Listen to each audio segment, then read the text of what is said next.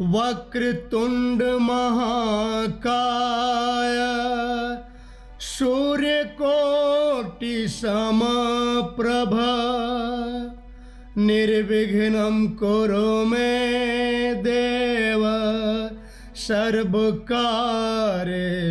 सर्वदा। राम नाम की महिमा का वर्णन करते हुए गोस्वामी श्री तुलसीदास जी महाराज कहते हैं, राम नाम रूपी महामंत्र अग्नि, सूर्य, चंद्रमा आदि सबका हेतु है। राम नाम ब्रह्मा, विष्णु और शिव रूप है। यह वेदों का प्राण है। यह निर्गुण, उपमा रहित और गुणों का भंडार है। श्री तुलसीदास जी महाराज कहते हैं, महामंत्र जोई जपत महेशु काशी मुक्ति हेतु उपदेशु महिमा जान जान गण राव प्रथम पूजियत नाम प्रभाव। राम नाम रूपी महामंत्र का जाप स्वयं देवाधिदेव महादेव भगवान भोलेनाथ निरंतर करते रहते हैं। राम नाम रूपी महिमा का ही प्रभाव है कि वह काशी में उपदेश करने से संसार के भव बंधनों से मुक्त होकर परम धाम को पा जाता है। राम नाम रूपी महिमा का प्रभाव ऐसा हुआ कि गौरी शंकर पुत्र श्री गणेश देवों में सर्वप्रथम पूजनीय हो गए। यह नाम रूपी महामंत्र का ही प्रभाव है कि उल्टा जाप करने वाले आदि कवि श्री वाल्मीकि जी मरा मरा कहते कहते संसार में पवित्र हो गए। जब राम नाम रूपी महिमा का ज्ञान माता पार्वती को हुआ कि एक राम नाम सहस्त्र नामों के बराबर है, तो वह स्वयं भगवान शंकर के साथ राम नाम का जाप निरंतर करती रहती हैं। सहस नाम सम सुनि शिव बानी जपि जय पिय संग भवानी।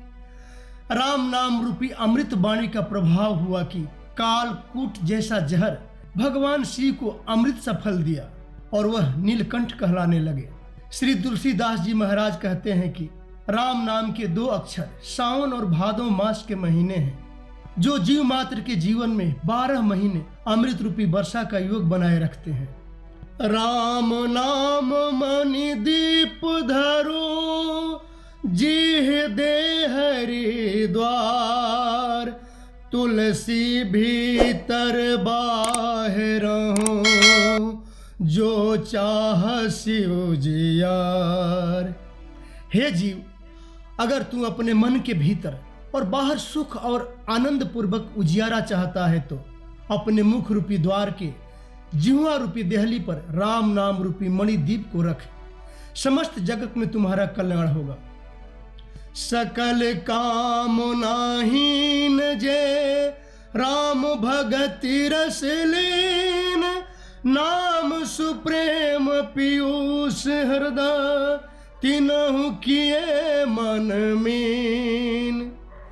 गोस्वामी तुलसीदास जी महाराज कहते हैं, जो संसारी व्यक्ति सभी प्रकार की अर्थात भोग और मोक्ष की कामनाओं से रहित होकर श्री राम नाम रूपी भक्ति में लीन है, उसके लिए राम नाम रूपी सुधा अमृत के समान फल देता है।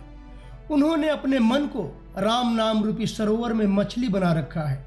इस अखिल ब्रह्मांड में अगुण और सगुण 2 ब्रह्म स्वरूप हैं, जिन्हें हम लोक भाषा में निर्गुण ब्रह्म और सगुण ब्रह्म कहते हैं। यह दोनों ही अकथनीय, अथाह, अनादि और अनुपम है, परंतु फिर भी नाम इन दोनों में बड़ा है, जिसने अपने बल से दोनों को अपने ही वश में कर रखा है। गोस्वामी तुलसीदास जी कहते हैं, निर्गुण और सगुण ब्रह्म यह दोनों अग्नि के समान है। निर्गुण ब्रह्म जहाँ अप्रत्यक्ष अग्नि के समान है, जैसे सूखी हुई काष्ठ में अग्नि तो है परंतु वह दिखाई नहीं देती। सगुण उस प्रत्यक्ष अग्नि के समान है जो दिखाई भी देती है। दोनों में मात्र भेद इतना ही है कि एक प्रकट है और दूसरी अप्रकट। इतना होने पर भी दोनों जानने में अत्यंत कठिन है, परंतु नाम से यह दोनों सहज ही सुलभ हो जाते हैं।